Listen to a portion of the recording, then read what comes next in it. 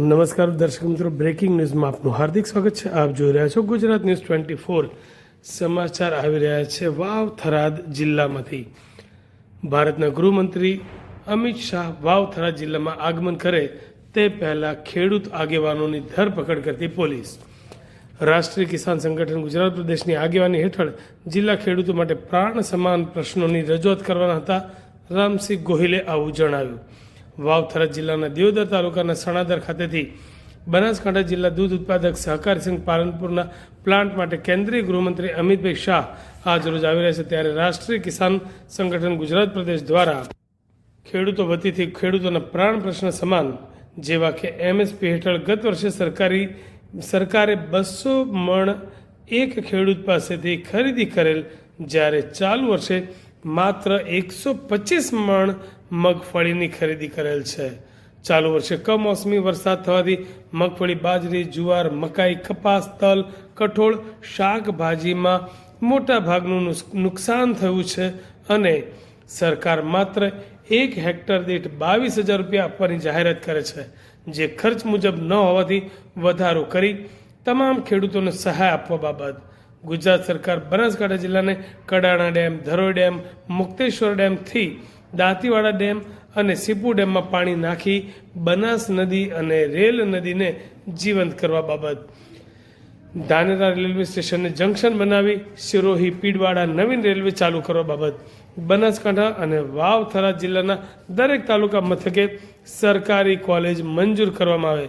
બનાસકાંઠા અને વાવ થરાદ જિલ્લામાં રાસાયણિક ખાતરની છેલ્લા ઘણા સમયથી ખૂબ જ કૃત્રિમ તંગી ઊભી થવામાં આવી છે, જે ખાતર પૂરું પાડવામાં આવે તે બનાસકાંઠા જિલ્લા દૂધ ઉત્પાદક સહકારી પાલનપુર દ્વારા દૂધમાં પૂરતા ભાવ આપવામાં આવે. વીજ કંપની દ્વારા ખેડૂતોના ખેતરમાં પોલીસનો બળ ઉપયોગ કરી ઊભો પાક નુકસાન કરે છે અને પૂરતું વળતર પણ આપવામાં આવતું નથી.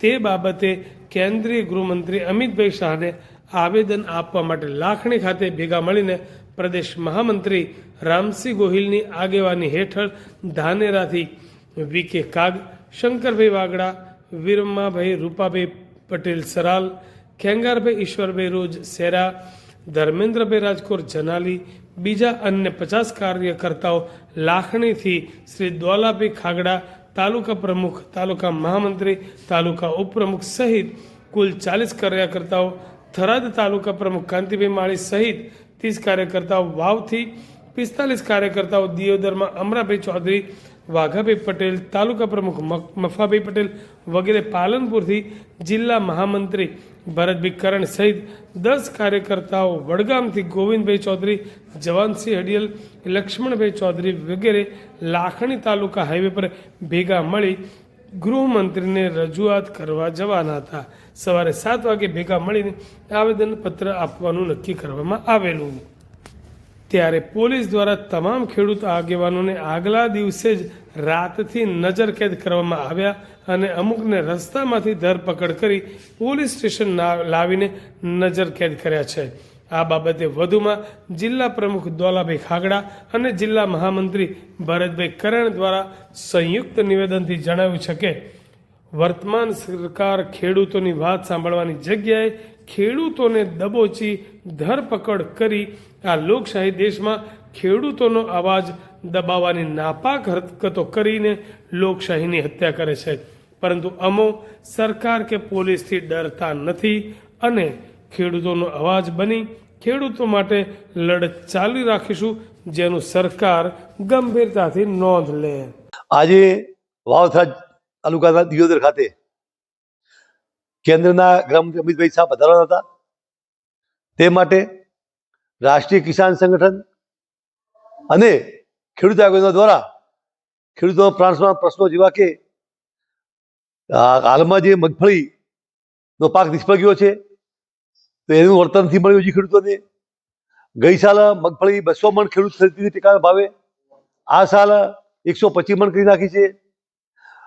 જે નર્મદા નહેરનું પાણી કના ડેમ મારફતે બનાસ અને સીપુ ડેમમાં નાખી અને બનાસ રેલ નદી જીવંત કરવા બાબતે વીજળીનો પ્રશ્ન, એવા 7 થી 8 પ્રશ્નો બાબતે રૂબરૂ મળી અને રજૂઆત કરવાના હતા.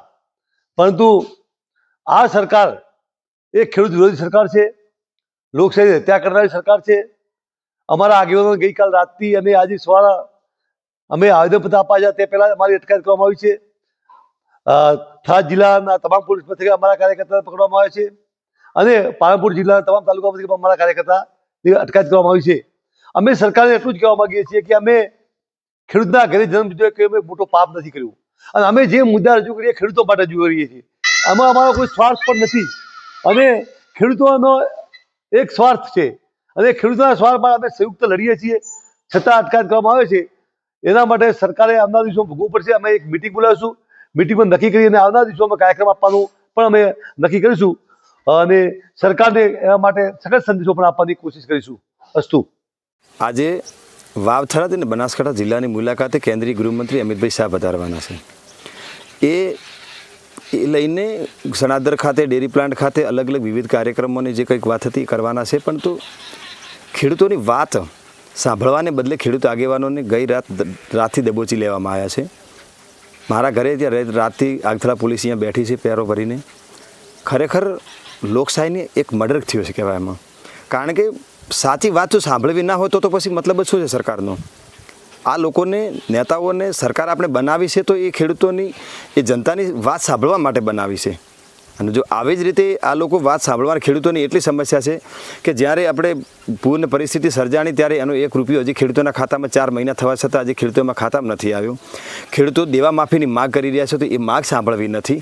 અને આવી અનેક ખેડૂતોની સમસ્યાઓને લઈને જ્યારે અમે રજૂઆત કરવાના હોઈએ, વારંવાર રજૂઆત કરતો એના પહેલાં આ ખેડૂત આગેવાનોને પોલીસ તંત્રને આગળ કરી આ ગભરાયેલી સરકાર જ્યારે દબોચવામાં આવે છે, આ ખરેખર એક ગુજરાત, જે ગાંધીજીનું ગુજરાત કહેવાય છે એની અંદર એક કલંક ઘટના કહેવાય છે.